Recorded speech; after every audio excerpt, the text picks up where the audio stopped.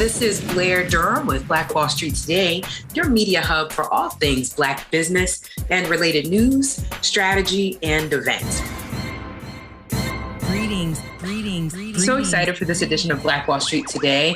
Going to be talking with Tanya Shadley. She is the CEO of TRS Kids LLC. Tanya Rollins-Shadley has had a mic in her hand since the age of 5 years old and has been performing on stages since the age of 8.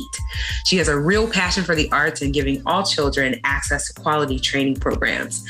Tanya is an honor graduate of Maury High School and the Governor's School for the Arts, as well as Old Dominion University. She began TRS Kids in 2020, just before the pandemic, and continues to provide quality training with the arts, bridging the gap and leveling the field of accessibility. Welcome to the show, Tanya. How are you? Thank you. I'm wonderful. Good morning. Good morning. Good morning to you. So, like you, I share a passion for the arts. I really believe that the arts are a game changer, particularly in our community. But I want to hear your why. How'd you kind of make that transition, or have you made the transition from performing to providing this platform to facilitate performance opportunities for young people? Absolutely. Well, first of all, I started again, like the bio says, a mic in my hand at 5. And so when I got 8 and did my first show at Norfolk State with NSU players, I went home and told my mom and dad, I said, listen, y'all can kind of throw out the lawyer, doctor thing. That's out. I'm going to be a performer, right? I'm going to do this for the rest of my life. It was something about the feeling that I received from the audience. It was the energy that they gave me.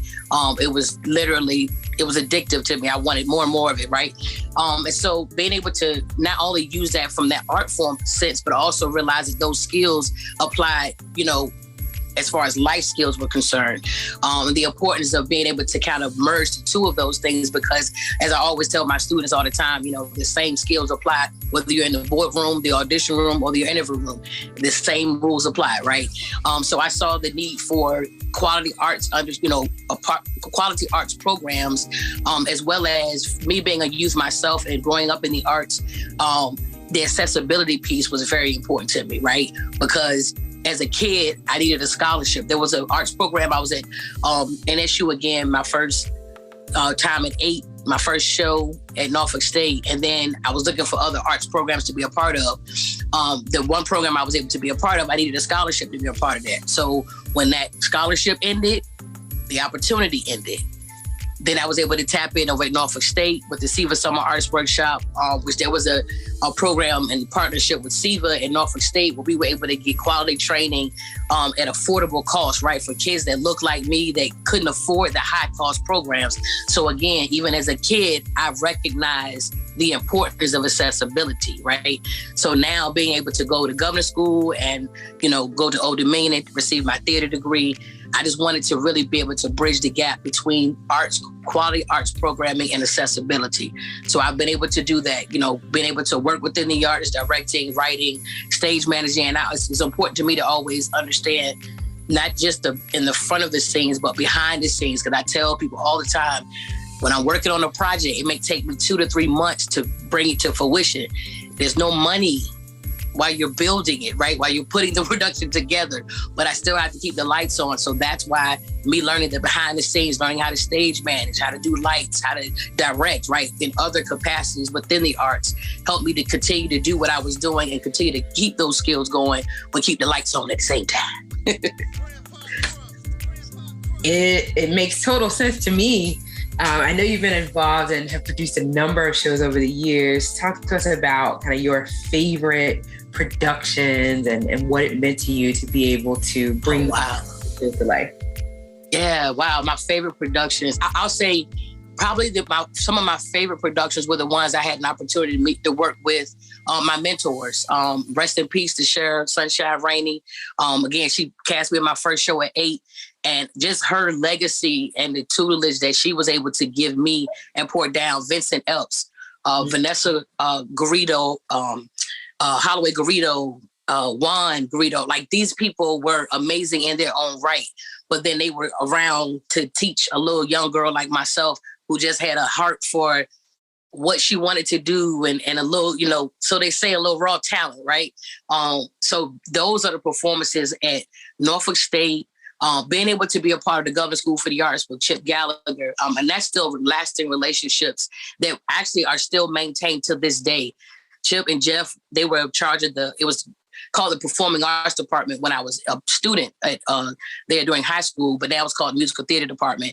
And these two gentlemen were literally at my wedding. Like, we stayed connected years and years and years later. And we're still, actually, that leads into opportunities that I have currently to this day that has become, because of that relationship, is garnered other partnerships to happen that is helping my kids right now with TRS Kids, which I'm very excited about. Yeah. Let's dive right in. What are some of these partnerships and opportunities? Definitely want to give you an opportunity to talk about Juneteenth and the things that are on the horizon as well. Absolutely. Well, TRS Kids, because of that relationship, I literally consider Government School for the Arts family. I was able to, again, graduate with honors from Government School for the Arts. And a lot of the continued foundational skills that I learned as an artist, as a performer, as someone knowing how to, do the different skill sets, I learned within the Governor's School from these very special people. And the thing that I always want to highlight when I talk about these individuals is that they had the talent to not be with me, right? They could have been on cruise ships. They could have been, on tour on Broadway. They could have been on tour. They were talented, super talented, but they chose to stay in the Hampton Roads area and work with kids like myself to help us fulfill our dreams and our goals. So I'm forever grateful for that opportunity. And so with them, again, being family, Chip said, Tanya, I don't know. I feel like it's more, I see what you're doing and I see the impact you're making with these kids, but I know that you could do more if you had resources, right? If you had a building, if you had, some more things that you could tap into, you could reach more kids. And I was like, yes, you are so right. But then he said, Tanya, I have an idea. And he gave me an opportunity to sit down with Michelle, who is the director of the Governor's School for the Arts. And I have an opportunity to share with her what I do with the kids in the community and the impact that we're making. And she absolutely fell in love. And she said, Tanya, here's what we're going to do. I want to partner with you with the TRS Kids group that you have. And we're going to offer our spaces to you all this summer. So literally this summer, our kids will be rehearsing and getting ready for their production in the Governor's School for the Arts building this summer, which is absolutely major. Like, this is a major partnership. And she was very clear, Tanya, you need to make sure that people know this is a partnership, right? We believe in what you're doing. We believe in how you're pouring into the kids. And also the great thing about that is what I see for the future as I'm preparing these kids, right, for whatever these things that they're going to come up against and the things that they're going to pursue. Now, Governor's School is also looking for them because they know and they believe in TRS Kids as a program. So they know that they're going to have quality applicants. By the time these kids get to 8th grade, they're going to be ready. I told Shelly and I told Chip, and listen, I need y'all to be ready because they will be ready. So again, that partnership is major for TRS Kids, and I'm very excited about that. I'm excited for the partnership. I'm excited for the kids. I can't wait to, take them in the building and, even their show this summer. With TRS Kids, we've been doing our first 2 productions were virtual. So we did Kaleidoscope in 2020 because the world shut down. We did The Wiz this past summer. Again, we're still virtual.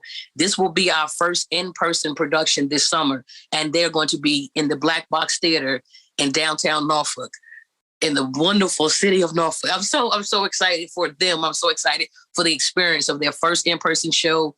We're working with their costumes and, real sets and just the opportunity to be able to have these kids experience this and see themselves. And that's the other thing that is important for me, for them to see themselves reflected on stage, to see themselves in charge of quality training programs, to see themselves, because then they can see them doing it. It was one thing to hear us say, you could be president one day. But when we saw Barack Obama become president, it became real. It is one thing to hear it. It is another thing to see it. And I tell the kids all the time, and those that I work with, it's my responsibility to get you in the room. But when I get you in there, you shine. And that is another reason why I'm so grateful for Black Brand and the B-Force Accelerator, because we had some awesome opportunities come about as a part of the B-Force Accelerator program. For one, TRS Kids, originally was an LLC, which we still are the LLC component, but we also, in the midst of this B-Force Accelerator program, were able to launch our TRS Kids Foundation so we can be able to secure more funding so we can help more students, so we can make more impact in the community. So I'm forever grateful to Black Brand and all of the resources. I'm team Black Brand. I'm always preaching that everywhere to everybody, like tap in with Black Brand because they're a great resource. But again, it is garnered and fostered wonderful networking opportunities and relationships that have directly affected the business opportunities and helped them to grow. So I'm excited. I love it, Tanya. I know you are a multipreneur. So you discover entrepreneurship and it's like, okay, well, what else do I need to create? What else do I need to create? Talk about your other businesses and passions as well. Absolutely. I would love to share TRS Productions. That was my first baby. Again, coming up in the Hampton Roads area, I was working and directing different people's projects, stage managing different people's projects. And then I said, okay, Tanya, it's time to start your own baby. Let's get this empire rolling. So TRS Productions started, and I started with doing a little concert at Kempsville Recreation Center. We had about 25 people in attendance. Humble beginnings, but I'm so grateful that has now garnered, multiple performance opportunities and what we like to call entertainment experiences, because we give experiences when you come to be a part of TRS Productions. And then you come family when you become TRS Productions cast and the projects that we do. But I'm also happy to report that, we've been able to sell out Roper Theater, which was absolutely amazing. Super amazing. That they seat like 930 or so, something like that. We're about 15 seats in one show and 22 seats in the second show. So I consider that sold out. When you got 900 plus to fill. So very excited for different opportunities to showcase, talent right here in the area. And that's really what I want to be, is a platform and like a launching pad for artists. And I feel like there's so much talent here. And it's so ironic because being a government school student, I always saw myself on Broadway. Like coming up even as a kid, I saw myself doing Broadway. And I have wonderful friends. My best friend, Anthony Wayne, he is literally on Broadway doing Tina the Musical right now. My best friend, shout out to Anthony. But I have wonderful friends that are doing Broadway. And I always thought that was going to be my thing. But then I started teaching. I started running a theater program and I started teaching. When I went back to SIVA Summer Arts Workshop, I started teaching there. It was something about watching a kid that didn't want to talk now lead the show. It was something about the transformation. I was like, and then again, it clicked back to my understanding of why the individuals that taught me, like Vincent and Chip and DeShera, they were talented enough to be other places, but they chose. Now I understood, because I chose to stay to pour in, right? They pour into the kids, pour into the adults, pour into the community. But I'm so excited. Juneteenth Festival, Slover Library called me and said, hey, Tanya, you did your show, Juneteenth, your production back in February of 2020, just prior to the world shutting down. And we're about to open back up. What do you think about bringing your show back as our big kind of announcement of, hey, we're open, come join us. I was like, yeah, that's great. But I've got another idea. I want to do a festival. I want like different stations. So I need like a drum circle, and I need a living museum, and I want an exhibit. I want an art exhibit. I want to put student artists work and professional artists working. And they were like, oh, that sounds great. Let's do it. And I was like, huh? They were like, yeah, let's do it. And I was like, okay. And so I was thinking, okay, I'm gonna have the first floor lobby and we'll put some vendors there, and let's support all these Black businesses, and we'll have the show on the 6th. And then they were like, no, you get the whole library. Huh? What? So we have a wonderful Juneteenth festival planned on June the 18th, that Saturday at Slover Library. All Black-owned businesses and resources will be on the first floor.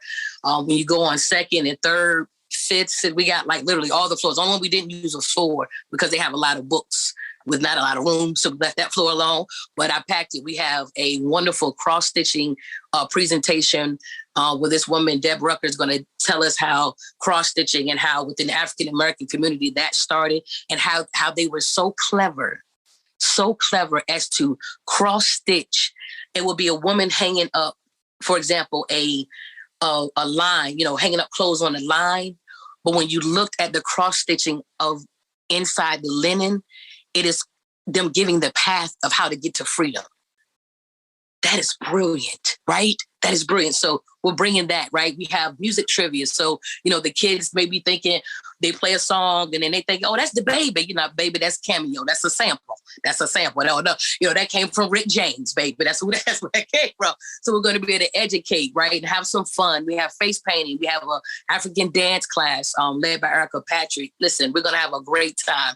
And then at 4:00, everyone transitions upstairs. It starts at 1, from 1 to 3:30. And then at 4:00, everyone transitions upstairs to see Juneteenth, the production, Our History, Our Legacy, which is a original production that we've been doing and celebrating for the past 4 or 5 years now, actually, a way to educate and inspire. We go from slavery all the way up to present day. So we're very excited about the opportunity, about the resources that we're going to be able to provide to the community and just bring out and let them know what is out there, what we're doing.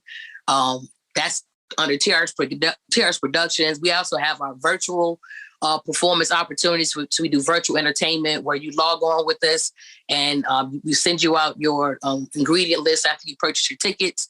So you log on with us and you get your ingredient list. Then the night of the event, you log on with us on Zoom.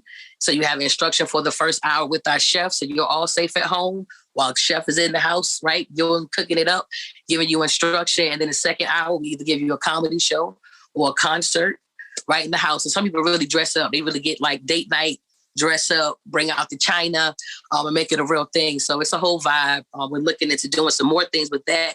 We have our couples conversation show that my husband and I, at the same virtual thing we were doing, we kind of rolled out one time a couples conversations, real people, right? And it grew into a whole like TV show. So we're actually with partnership with in talks right now. Shout out to the book club on High over in Portsmouth and Ambiance Fragrance. We've done some collaborative efforts. They had me hosting their candles and conversations before. So we're actually looking at coming and doing a live taping at their location. Hello, Cooperative Economics, shout out. So we're looking at doing that, lining up soon.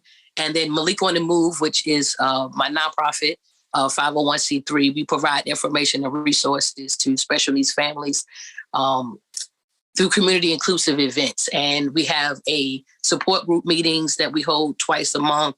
Again, just a way to kind of connect with one another, a way to kind of release with other people that get the journey that you're on. Because sometimes it's kind of hard when you're differently able. I have a differently able son. He's 15 now. We've been on this journey for 15 years. But when you try to tell certain people, you have to be on the journey to fully get it, right? And so it's a safe space for parents to share and talk, to share resources and information. I'm very proud to say that we have our first book. I became an author in April of 2022. Have you not been up to? Yeah, just put a book out there, children's book. But very excited about that. It's called Differences. A way of educating people about the different things that my son deals with when it comes to his different equipments he uses, and also celebrating those things that are different about each other. Those are the things that make us unique. If you have freckles, if you have short hair, if you have one leg, right? There's no one like you in the world, and the world is better because you are in it. Uniquely you, uniquely yourself. So just celebrating that, starting that conversation. My son is a ball of fun. He loves to smile. If you know my boy, like he's nonverbal, but he talks, right? In his own way, right? He tells it all with a smile. So we have Malik on the Move. We have the book. Looking to do some other projects. Hopefully, we've actually just put some information out there and some proposals out there with Norfolk Arts. Hopefully, we can do some really cool things in the public, like Puppets in the Park. We're working on a puppet show right now, too, to go with the book. How often is that to educate kids with a puppet show, right? So how about let's take that to the school? So working on that right now, too. And you mentioned that, and I think about the support that we are receiving as Black-led nonprofits, as Black-owned businesses. I really feel like these are unprecedented times for us in that regard, really giving us an opportunity to get that thing off the ground that we've been trying to get off the ground. Yes. What would you say about that? How you mentioned B-Force Accelerator, but just generally, the support that you're receiving to kind of advance your work. What does it feel like to be supported? Oh man, it's absolutely amazing. It is It is empowering because see, the thing about myself and my husband, we believe in the Hampton Roads. We believe, and we're born and both come out of Norfolk. So we believe in the city, right? And we really do care. So what we've been able to do up until this point, from 2006, even with the newer entities with, TRS Kids in 2020 and Malik on the Move in 2019, we were willing to do whatever it took because we believe, right? And with no help, we just believe. And I'm talking about really faith moving, not paying our mortgage because we're trying to pour in, because we'll just believe it's gonna work out. We're gonna be able to put it back, right? We just believe. So to now be in a position to have access to information that we did not know existed, and it helped us so much. Like it is so empowering. It's hard to really put it into words when you didn't know that certain information existed, and then you have access to a room full of it.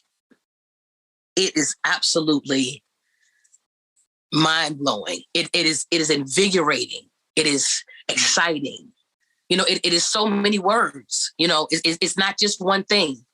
Because the thing about it is that I tell people all the time, I'm an open book. I love telling about what's going on.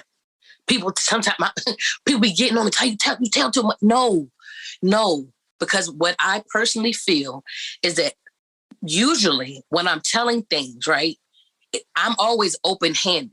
So what I'm giving and what I'm telling is of abundance. I'm not even giving you what's in my hand. I'm really giving the overflow.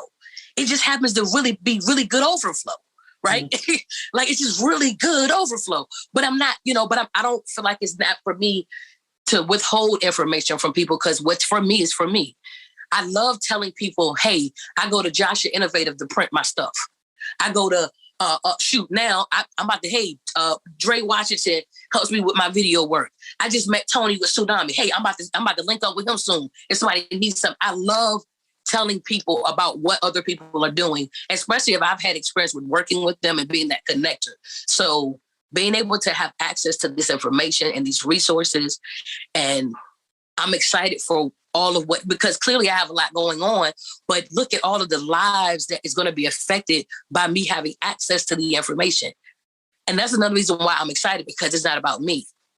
It is literally about us. And that is why I know it's going to work. That's why I know everything I'm doing is going to work, because it's about us. And again, I share this as an encouragement for especially those in the nonprofit world. I've learned so much. I call her Auntie Jen. Shout out to Jennifer Yarborough. I'll call her Auntie Jen with the Impact Collective and love everything I've been able to learn through her and Nonprofit Leadership Academy last year. What we do as nonprofits is an extension of like the social services department and human services, like where they can't reach, that's what we pick up. That's got to be, keeping that impact on what we're trying to do in the community has to be in the forefront, of our focus. And so with that, that's what excites me, because that is my focus. I see the families that, even with Malik on the Move, I did not realize until 2021, honestly, this is a difference. Like there is me as a mom, and then there's me as a founder. Now, me as a mom wasn't trying to let my mind go there, that some of my kids are going to get lost along this journey. As a differently able mom, I wasn't trying to even think about that about my own kid. But as a founder, I have to go there, because in 2021, we lost 3 kids between October and December 31st. And I'm talking 12, and 14. Now, the founder in me, thank God, had the mental capacity to provide bereavement supports. But again, even as a nonprofit, that's something that is not a normal ask. But now for us, it has become that, right? Because it's a blessing to be able to, when you have to bury your child, be able to give, send some groceries over there, set up a meal train, send somebody to clean the house for a day. You know what I mean? So I'm excited for all of the resources that I'm able to tap into, because I know that it's going to help more people. I'm very excited. Yes, ma'am. Very, very well said. I think about it often. I think about how nonprofits We have to make that transition from my nonprofit to, really developing a community-based organization that the community is actually supporting. And that's the only way that it's going to grow. So just hearing you say that, it reassures me that some of the things that we're doing are working. And I'm just absolutely. Absolutely. And even that responsibility of, and you know what, Blair? It really helped me. And I don't even think you realize how much. A couple weeks, maybe like a month or so ago, we were at an event and I was trying to help you do something. No, I was asking you something about Brian. And you said, you know what, Tanya, I'm gonna let Brian take care of that. And I laugh about it, but it really helped me because I'm literally trying to work on myself with, us as entrepreneurs and stuff. We gotta let go of the hands and everything and let the people that's supposed to work certain things do what they do, because Brian is amazing at it, right? And he's been on it, right? So that really blessed me in that moment. And so even with that understanding of the responsibilities of all these things that I have, we actually decided, my husband and I, he's taking over executive director position for Malik on the Move. And I said, now how dope is that going to be to have a Black chocolate man as an executive director of the nonprofit? And then also, because he's going to be able to get that conversation for the males that are caregivers for differently able kids that don't normally talk, right? He can open up that conversation for the men to get that support and hopefully reach out and reach back, as we reach out. So I'm excited again for that. So I really do appreciate you for that, because I've been working on that. And in that moment, it really did. It really helped me more than you realize. It helped me a whole lot. It's tough too, but then the freedom that you experience once you actually go ahead and trust the people that you it just, yeah. Yes. Because like even like that creative in me, I can't do it so much because then it shut my creative down. I gotta be, I'm ready to write another project. Exactly. I'm like, I got plenty of ideas up here. So absolutely. I'm grateful. I'm excited. This empire I'm building is it's on and popping. I need the world to be ready. I need to tap in, Hampton Rose. So we're going to conclude in another 3 minutes. And I definitely want to give you opportunity to talk about all the places where you can be found on social media, talk about your website, how to connect with the upcoming event, all of those things. Absolutely. Well, we are on all social media platforms. We are everywhere. TRS Kids, we are on Facebook, we are on IG, we are on YouTube. We've even got a YouTube channel there, TRS Kids, and start creating 3 to 5 minute clips of them performing different things. We can talk about bullying and, anxiety, depression, different things like that. But we'll have little scripts and things like that. So y'all make sure y'all check us out on YouTube. We are on www.trskids.com. We are www.trsproductions.org. Everywhere you want to be. But again, the summer arts program this summer, please sign the kids up for it. We want to get as many kids signed up as we can. We're doing Susical Junior this summer, Susical the Musical. Our program day starts on June the 28th, Tuesday, Wednesday, Thursday from 5:30 to 8:30 p.m. And the show production will be August the 13th and 14th. Again, Juneteenth, the festival is June the 18th from 1 to 5:30 at Slover Library in downtown Norfolk. Y'all tap in with us at TRS Productions. Check us out, TRS Kids. And also Malik on the Move. Go check us out on Amazon. Differences, our book is there now. Pow. Pow. Pow. Phenomenal. Stay with us online at Black Wall Street Today on Facebook and Black Wall Street Today on Instagram. And then follow us on Twitter as well at BWS Today. We look forward to talking again next week. Have a wonderful week. I have said and I will continue to say that the most important priority for the Black community is the Black community, not a particular political party. Phenomenal. Hey, yo, when I say black,